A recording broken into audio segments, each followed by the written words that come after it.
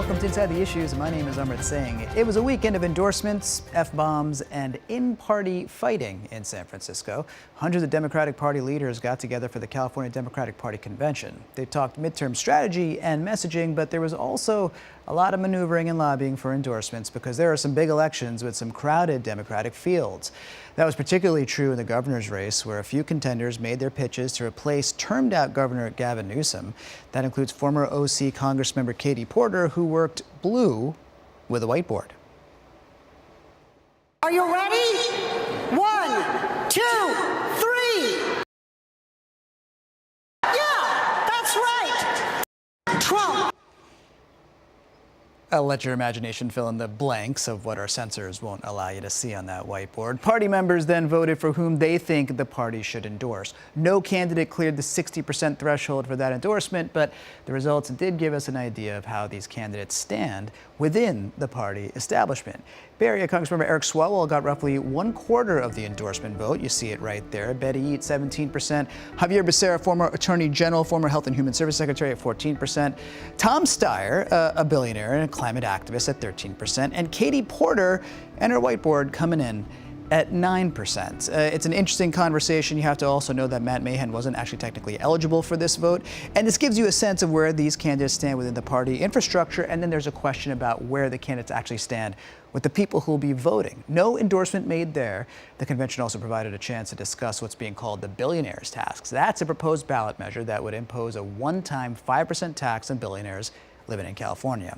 The proposal has supporters, also some critics on the left. Vermont Senator Bernie Sanders campaigned for the measure in Los Angeles last week. Governor Gavin Newsom opposes it. Cassie Simeon takes us there. It isn't even on the ballot yet, but the wealth tax is becoming a bit of a litmus test for the candidates who are vying to be California's next governor. The issue has the candidates divided, and it's a topic that's likely to be a hot-button issue on the campaign trail.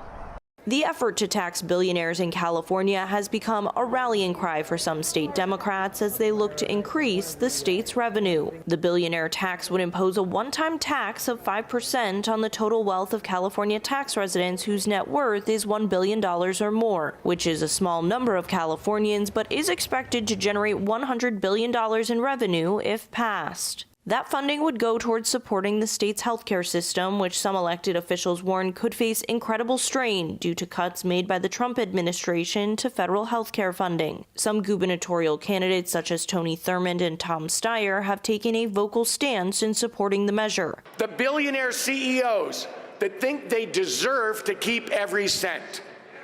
The question is, are we going to have a government that listens to working people or to tech bros? But other candidates, such as former Los Angeles Mayor Antonio Villaraigosa, have cautioned that it could cause high earners to flee the state if the tax were put in place. Governor Gavin Newsom has also expressed such concern. We're competing with 50 states. We have a progressive tax structure, the most progressive in the country. By the way, states like Texas and Florida have the most regressive tax structures. They tax their lowest wage earners more than we tax our highest wage earners. They are the high tax states. We have the highest tax rate for the 1%. The billionaire tax proposal has not yet qualified for the ballot, and California Democratic Party Chair Rusty Hicks says the party won't take a stance on the matter, at least for now. We do not consider ballot measures until they have actually qualified for the ballot. The party's position is once everything qualifies, then we'll consider all the measures that are before us. Now, if this ballot measure does get enough signatures to qualify for the November election, of course, it will be up to the voters to decide whether or not a wealth tax takes effect here in California. Governor Newsom, for his part, has said he believes the measure will fail and that he's going to do everything to fight it from taking effect. In San Francisco, Cassie Simeon, Spectrum News. And speaking of Governor Gavin Newsom, he made some stops in 2 counties in South Carolina today for his national tour promoting his memoir, Young Man in a Hurry. It followed some stops in Nashville and Atlanta over the weekend. As you can imagine, the tour also a vehicle for Newsom to talk about some national political issues. Here he is on that front. We're in a battle in this country between the forces of transformation and forces of restoration. Those that want to put America in reverse, bring us back to a 1960s, pre-1960s world. You've seen it across the board. So there's just something about these states that Governor Newsom is stopping in on this book tour. Some experts are noting, in fact, those states seem to be pretty important on presidential primary calendars. In fact, one political strategist, Stephen Maviglio, said, quote, "You don't go sell books when you go to New Hampshire, you go to campaign for president." When we come back, we'll be talking a bit more about that California Democratic Convention. Meanwhile, last month, Governor Newsom's office released its proposed budget for next year. The roughly $350 billion budget calls for spending nearly $30 billion more than last year. But even with that additional spending, some programs face the possibility of cuts, given an uncertain deficit, which ranges from roughly $3 billion to $18 billion, depending on the projection. Jimmy Kennedy has some details. What started as something to pass the time and earn some money during college has now, for Manolo Cerrillos Santos, turned into a thriving car detailing business in Davis. I pretty much graduated and I was thinking, what am I going to do as like a little vacation right after school? And then I checked my schedule and I saw that my whole week was booked. So that's kind of when I realized maybe this is going to be full time. Manolo, who is originally from Mexico, says he most likely wouldn't have been able to turn his side gig into a full-time business if it wasn't for a $5,000 grant from the state-funded Social Entrepreneurs for Economic Development initiative known as SEED that helped him buy better equipment. Because it was quite the boost. $5,000 is no pocket change. The program offers $5,000 to $10,000 grants and training to limited English proficient individuals, along with documented and undocumented immigrants. Funding for the program, which originally was approved in 2020, has been left out of Governor Gavin Newsom's proposed 2026-27 budget. Ileana Perez, Executive Director of organisation Immigrants Rising, who administers the grants, says as federal support for immigrants declines, especially undocumented people, now is the time for the state to step up for the nearly 2 million undocumented Californians. Our communities and our economy cannot thrive without policies that reflect the reality that when immigrants thrive, California thrives. We urge the legislature and the administration to hear this call, stand with immigrants, recommit to immigrant economic mobility. The state is facing a budget deficit of between $2.9 and $18 billion. During the governor's budget proposal, the state's finance director, Joe Steffenshaw, repeatedly touted a prudent budget, but also repeated that there is still much to play out around budget spending. The governor's budget is the beginning of the process, and again, the May revise will really be the framework for what the ultimate 26-27 budget entails. The May revise will take place on or before May 14th. Manolo says he certainly hopes lawmakers will strongly consider the good seed funding has done for him and many others, as he now, with the growth of his business, is able to provide work for others in the community. I have one full-time employee and one part-time employee that help me keep the business running. Something he says he's grateful to do, continue to grow and be successful for himself and his community. Some big questions when it comes to California's budget. Also some big questions about California's future with that man leaving the governor's mansion. We'll talk about that when we come back.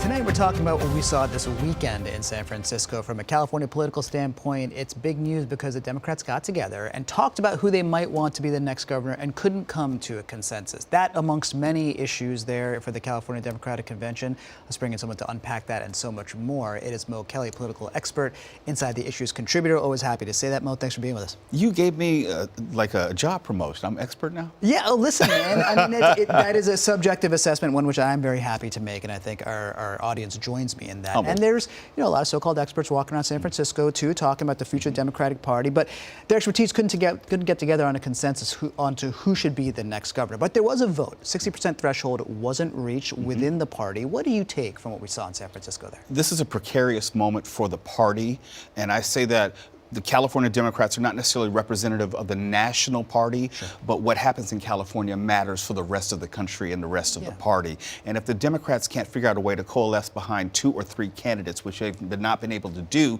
then that does open the door for Republicans to possibly sneak in 1 or 2 past the jungle primary. This could be disastrous for them if they don't get it together. I mean, it's a big conversation we've had on this show. Paul Mitchell, Data Insights guru, people call him to Democrats. He's the cartographer of the Prop 50 maps. He runs the numbers on these things. He says, as of the most recent Emerson College polling, it's around 18% likelihood that Republicans wind up with 2 people as the top vote getters in June, which would then, as you say, be the people on the November ballot.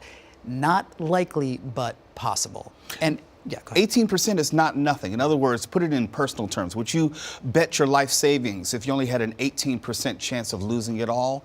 I don't know. And that's what the Democrats have to weigh, the risk versus reward here.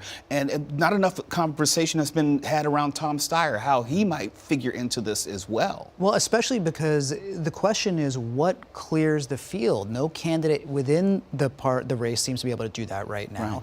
Nobody externally with an endorsement seems to be willing to do that or maybe capable of doing that. So if it's just money and who makes the most noise, then Tom Steyer is in fact a big contender. Yeah, he's viable in many respects, and he's viable as a candidate, and he's viable to throw a monkey wrench in the larger machine of the Democratic Party. And then the question has to be asked, when does personal ambition start to get in the way of the party's goals? And this is the question for people to answer. It's a fractured field because you think it's probably going to go about 60-40 in June by party identity, right? And you have many Democrats splitting the 60, just 2 splitting the 40, and that's why we say there could be 2 Republicans, or even if not, just 1 Republican, 1 Democrat. But who is that Democrat? And I think it just gets back to this idea of the parties voting on it, and Swalwell's number 1 in this party voting, 24%.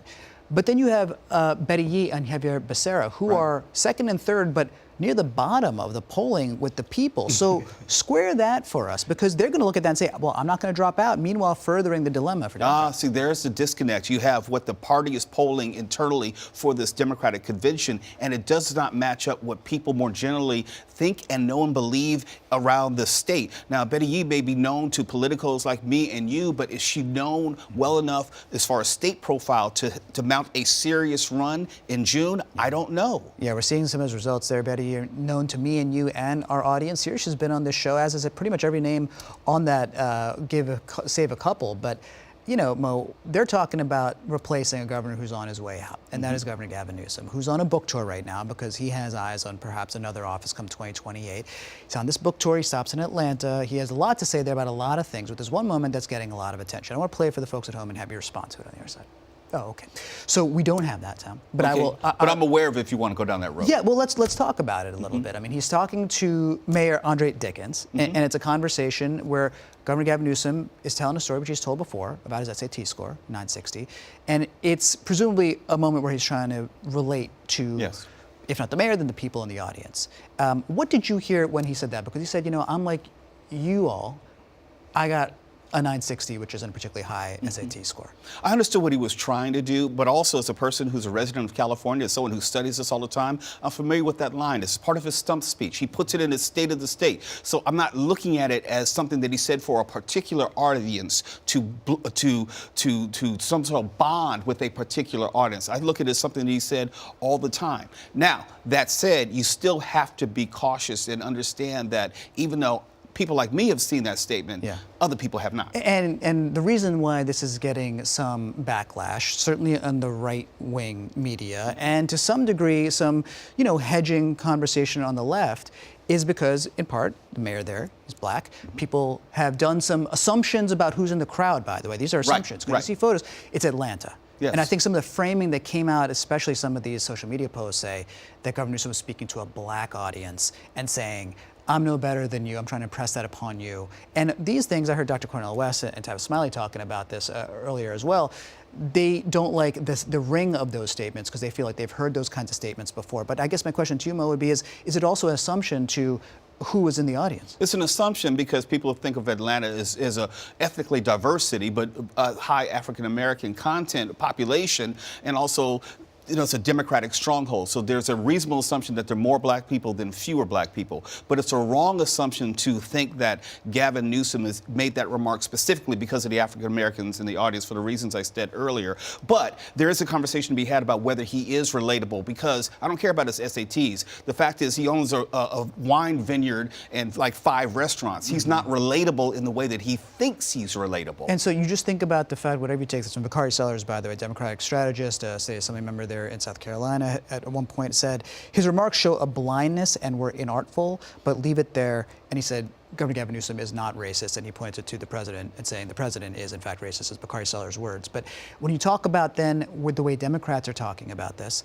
2028 is a long way away. And so relatability, this was just one way. There may be other ways too, the governors. You may remember or may not remember, I said on this program and other programs that Gavin Newsom is a household name and known to us here in California, but we're not so sure that the larger Democratic Party and also larger America will appreciate him in the same way or like him as much. And they're just getting to know him right now, and these are some of the pitfalls. Yeah, I mean, there's just a lot of people yet to meet for our governor, and so it's just an example and a reminder of that, as you say. Mo, there's a lot more to talk about. We're looking forward to doing it with you. He's clearly running for president. Well, I just feel like some of the conversation around this book tour would suggest as much anyway. Thank you so much, Mo. Thank you. Great to have you here. We got much more coming up here on the show, including a conversation about what might be coming down the pike tomorrow night with the State of the Union. Stay with us. We'll be right back.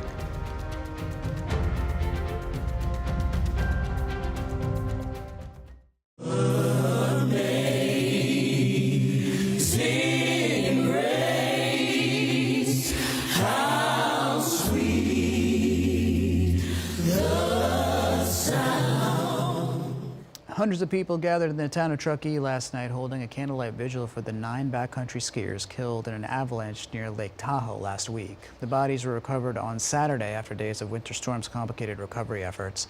The avalanche is the deadliest to hit our state in modern history.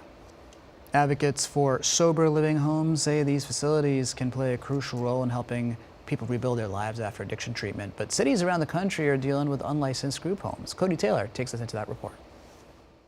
There's anybody in here. Drug addiction took many years of Kim O'Donnell's life. Now 27 years sober, she's helping others through Wings of Hope Recovery.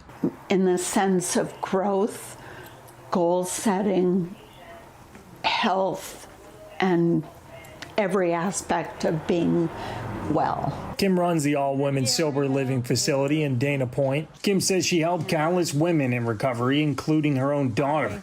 And she says not every sober living facility cares about the well-being of its residents as she does. In fact, she says many of them are giving facilities like hers a bad name. They pushed someone off the balcony. There was a stabbing. There was an overdose. That is what is creating. I don't want them near me. She says she's noticed in many cities throughout California, sober living facilities open without licenses and in very close proximity to each other. Under the Fair Housing Act, these facilities are able to move in without alerting neighbors. Now I'm going to go about 500 feet.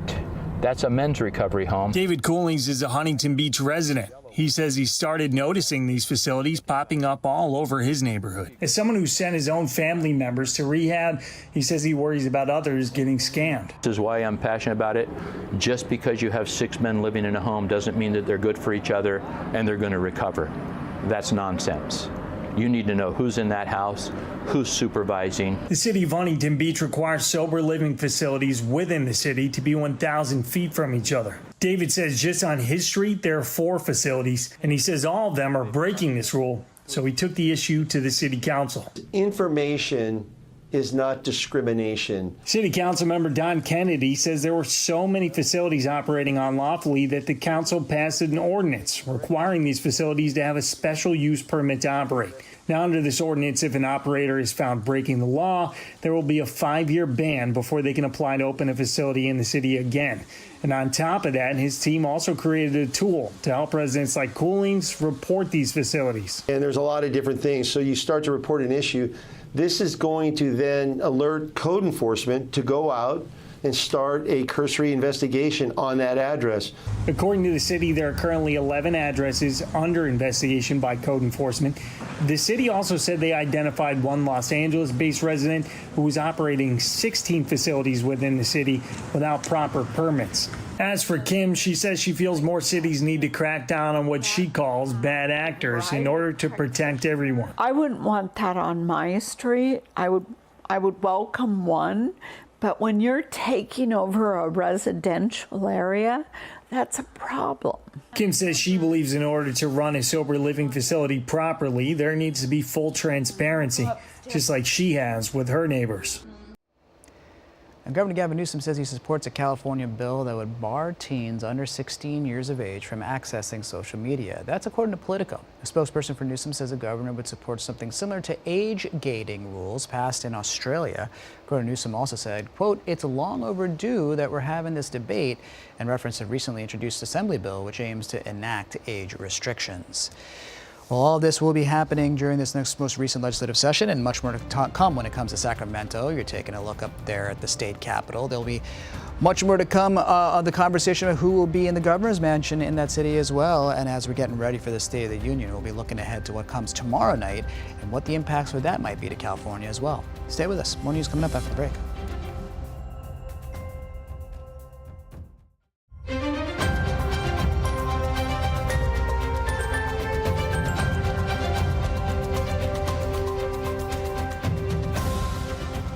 Mexican security forces kept up their fight with cartel gunmen one day after killing the country's most powerful drug lord.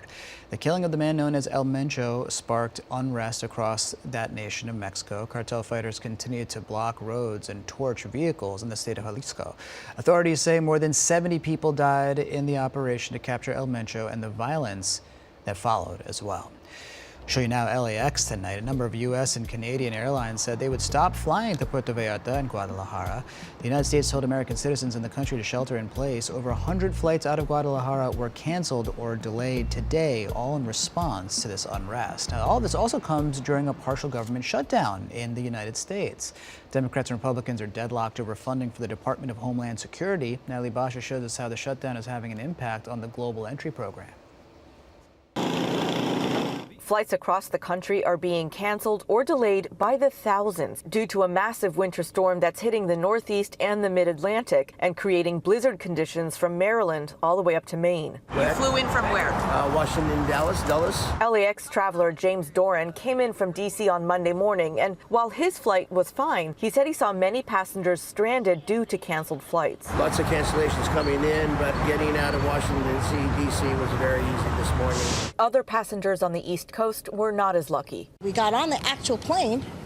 They were de-icing it, and by the time they de-iced it, it was the winds, I guess, picked up. According to the travel website FlightAware, over 10,000 flights were canceled over the weekend, with over 6,000 additional flights canceled on Monday. I believe today nearly every single flight out of LaGuardia, JFK, and Newark have all been canceled. Meghna Maharishi, a travel reporter at Skift, says expect delays and cancellations to get worse as the week goes on. On Tuesday, there are already over 1,500 flights that are canceled, and you can probably expect those numbers to continue tallying up later today into Tuesday. And I think it's also possible we could see disruptions in going into Wednesday as well. And another partial government shutdown is further complicating matters at the airport. TSA agents are again going without pay, and the Department of Homeland Security suspended operations at Global Entry, the program that offers passengers expedited entry back into the country. The shutdown began on February 14th after Democrats and the White House failed to come to an agreement about funding for the Department of Homeland Security. Homeland Security Secretary Kristi Noem issued this statement regarding the shutdown on Sunday, saying, "The American people depend on this department every day, and we're making tough but necessary workforce and resource decisions to mitigate the damage inflicted by these politicians." Congressman Hakeem Jeffries went on Fox News on Sunday to defend the Democrats' position.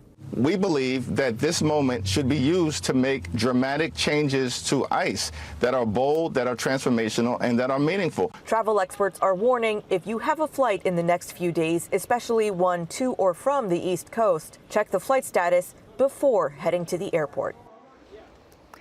Well, tomorrow night, the president's set to deliver his State of the Union address. Joining us now with a preview is Deadline's political editor Ted Johnson, all the way there from Washington, D.C. Ted, I know people are busy. They're getting ready for the State of the Union, especially because the president said, quote, it's going to be a long speech because we have so much to talk about. What are we expecting? Long? Oh, well, that's a good note. Last year, he set a record, 1 hour, 40 minutes. It technically was not a State of the Union speech. It was an address to a joint session of Congress. But that said, when the president said this morning it's going to be long, that leads me to believe, is it longer than last year? Is it 2 hours? So we'll see. That's a lingering question. I think, top on the list of issues he's going to talk about, obviously his successes over the last year, and the border is going to be first and foremost, but he's going to have to address things like the economy and affordability, which is what a lot of Democrats are going to be running on this year,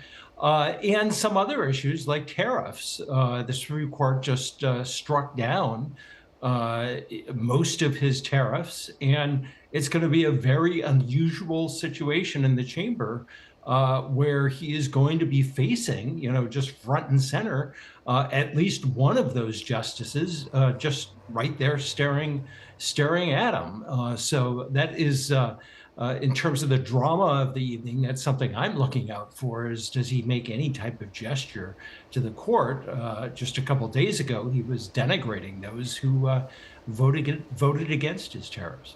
Yeah, and we hear, that the president doesn't like to rehearse these sorts of speeches very much, but there is a conversation coming out of D.C. about the fact that he has, to some degree, been rehearsing this weekend with some close confidants. I mean, aide Dan Scavino posted a photo of him behind a podium over the weekend, suggesting that he was actually, possibly rehearsing at least the optics and the feel of it. It gives you a sense then, especially given what we're seeing with his underwater numbers, according to a YouGov poll, which has him 20 points underwater, which is worse than he was at this point in his first term, worse than Biden was at this term too, whose Biden was at like 8, somewhere between 8 and 13 between him and Trump previously.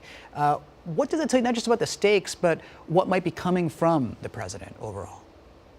Well, first of all, he has tended in these State of the Union speeches to stick somewhat to the script. It's not like a rally. Things could change. He could say, well, that hasn't worked well for me in the years past. I'm gonna, just wing it this time. But I'm just talking historically, Trump has stuck to those words. I think there's a lot at stake for him because the White House is viewing this as they're not calling it a reset, but a chance to kind of get the nation's attention and set him back on track for better polling numbers, especially as we look to the midterms. The drawback is there's not a great history of State of the Union speeches actually doing that. And you only have to look back 2 years ago when Joe Biden gave his State of the Union speech, very well received. He came across as very energetic, got some very good reviews. But it didn't move his poll numbers whatsoever. So the question is, what can Trump say? What can he offer that is really going to markedly move some of those numbers, which are really not great? I mean, we're talking about high 30s, low 40s in terms of his approval. I mean, Republicans are thinking about possibly losing a chamber of Congress in the midterms. The stakes are many, especially for the issues that you mentioned, and also there's Iran sort of floating off in the distance. Meanwhile, Democrats are thinking about how they're going to be. There are some Democrat leaders who are trying to prevent it from becoming too rowdy of an affair in the chamber. Leader Hakeem Jeffries has said, look, you have two options, party members. You can sit in silent defiance, or you can go to some of the counter-programming, which includes the People's State of the Union at the National Mall or the State of the Swamp at the National Press Club. Those are actually the names of these rallies. What are we hearing about how Democrats may make that choice? Well, yeah, Hakeem Jeffries, the Democratic leader, doesn't want Democrats to do what they did last year. They held up these signs. You had Congressman Al Green actually with his cane shouting from the floor. They don't want those types of outbursts. And I'm not surprised. Democrats are feeling good about the midterms. They don't want to do anything kind of to distract from Donald Trump. Their feeling is that Trump can kind of dig his own grave himself. But they still are going to offer some of this counter programming. There's going to be an event on the National Mall with some of the senators who aren't attending, people like Chris Murphy of Connecticut and Ed Markey of Massachusetts. And there's going to be another event called the State of the Swamp, kind of an ironic name, that a number of activist groups are organizing. And though that also will have some lawmakers, that's going to be at the National Press Club, and a few celebrities in there like Robert De Niro. That will be very, very much like an anti-Trump event. And the biggest chance for them to reach an audience will be Abigail Spanberger. She has been chosen to deliver the official Democratic response, which we see every year. She's going to be doing that from Colonial Williamsburg, and kind of following a tradition of someone who is kind of the rising star of the party, just had recent electoral success. And that certainly was the case with her, former member of Congress, just elected governor of Virginia. And also, I think something, kind of fits the mold of the message that a lot of Democrats want, a moderate governor, kind of to close the page on, close the books on, and Ted, some of the negatives of the past. Yeah, and if you could also, before we let you go, just tell us, it's not just Governor Spanberger speaking, but also Senator Alex Padilla delivering a Democratic response in Spanish. Yes, and glad you brought that up. That also something a little different. We don't see that every year. And Alex Padilla, I have to say, is also kind of coming into his own. As still a fairly new senator, doesn't have the same seniority that Californians expect, but he had that incident with Kristi Noem where he was arrested and detained for a while, and that kind of put him on the map on a national level, and then was talked about to run for governor of California, and he ultimately decided against the race. I think he probably saw that he had could have a greater influence in Congress. Yeah, I mean, and this opportunity for him to make this moment on a national stage speaks to some of what he has still to absorb in terms of political possibility there in the Senate. It's going to be a very interesting night. I know everyone there in Washington, D.C. is eagerly anticipating it, working it. That includes you. We're looking forward to talking to you about it on the other side. Hope you get some rest. Thanks so much for being with us tonight, Ted. Thanks so much. Great to have you. Ted Johnson, political editor for Deadline. Obviously, conversation about what happens with the State of the Union, but also what the stakes are, both for Republicans and Democrats, and some of the playbook that we might see. Tomorrow night, we'll find out. We'll be live for that, too. Stay with us. We got more coming up.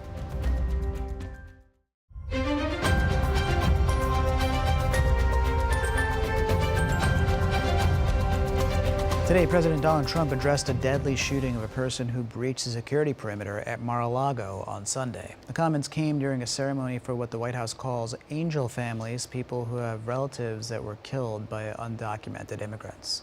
We got that conversation, of course, happened. Meanwhile, the Palm Beach County Sheriff said a deputy and Secret Service agents confronted a man carrying a gas can and a shotgun. He said the agents fired when the man raised the weapon. We have a report here on this. Some Californians in Puerto Vallarta are still sheltering in place after Mexico's military killed the cartel leader El Mencho over the weekend. The situation has also impacted people in Southern California who have family members living in Mexico. Taylor Schaub has that story. Well, roads burned and blockades popped up across Mexico's state of Jalisco after the killing of the country's most wanted cartel leader. The shockwaves reached all the way here. At his family's bakery, Oscar Monroy says the morning rush came with one topic: what's happening back there and who might get caught up in it. I know some people who are out there vacationing and some people who are out there and live there. Oscar is half Mexican, and he says it's the helplessness that hits hardest, especially when friends and relatives are still trying to figure out what's real in real time. That fear is exactly what Charlie De Toro says he felt inside Puerto Vallarta, a tourist hotspot that suddenly looked more like a different world. We saw just continuous fires and flumes of black smoke. They don't see any bad activities at the moment, but everybody's worried that it could flare up at any point in time. Mexican authorities say cartel leader El Mencho was killed during a military operation with the support of the U.S., and that the cartel's response triggered widespread roadblocks and attacks, including deadly clashes with security forces. Mexico's Consul General in Los Angeles, Carlos Gonzalez Gutierrez, called the operation a major success, but says the retaliatory violence has been brought under control, with roads reopening and canceled flights returning closer to normal.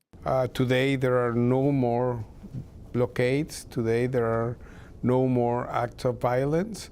But the U.S. Embassy's message has been more cautious, urging Americans in several areas, including parts of Jalisco, to shelter in place as officials monitor conditions and disruptions. Gonzalez Gutierrez says he wants families here to understand how much misinformation is out there and reach out for answers if needed. Many of us saw in social media organized crime was attacking directly the general population, and that was also completely false. Guadalupe Carrera Cabrera, a professor at George Mason University, agrees that misinformation has run rampant here. But she says even takedowns like this don't automatically fix the larger problem. I don't think this is a success. You know, we have had so many successes, and violence continues in the country, and also drug consumption continues and increases in the United States. Back at the bakery, Oscar says the videos may fade from his feed soon. But the real fear doesn't just scroll away, because for families with ties there, it's very personal. It's scary to realize the strength and the power of the cartels. And now his hope is simple, that the next headline is about safety, not smoke, in a place his family used to call home. And the Pentagon is continuing deployments to the Middle East ahead of a possible strike on Iran. The United States is set to meet with an Iranian delegation in Switzerland this week. Taylor Poplar's reports that the White House is describing Iran's nuclear program as a threat, a reversal from its position just a few months ago. After last summer's U.S. military strikes on Iran, President Donald Trump claimed the country's nuclear program was destroyed. It was called obliteration. No other military on earth could have done it. But over time, he has adjusted his phrasing. They're not using the sites that we obliterated, but they're using possibly different sites. Now, his special envoy, Steve Witkoff, who has been leading negotiations with Iran, told Fox News this over the weekend. They're probably a week away from having industrial grade bomb-making material. And that's really dangerous. So the world is waiting to see if the president will order a new attack against Iran after directing a major building of U.S. military might across the Middle East. On Sunday night, the president shared a video of Fox News host Mark Levin talking about Iran. That regime needs to be eliminated to save our children and grandchildren from having to deal with it. Democratic Senator Andy Kim posted Sunday, "I asked the people at my town hall in New Jersey last week to tell me if they wanted us to attack Iran. Nobody said yes. The American people don't want to start a war with Iran." Experts say a buildup of so much military hardware and troops without some type of action would be unusual. The foreign minister of Oman said another round of nuclear talks between the U.S. and Iran are scheduled for Thursday in Switzerland. Reporting at the White House, Taylor Poplar's Spectrum News. Well, as we've been discussing tonight, President Donald Trump is set to deliver his State of the Union address tomorrow night. We'll hear from California lawmakers on both sides of the aisle about what they're hoping to hear from the president. Stay with us.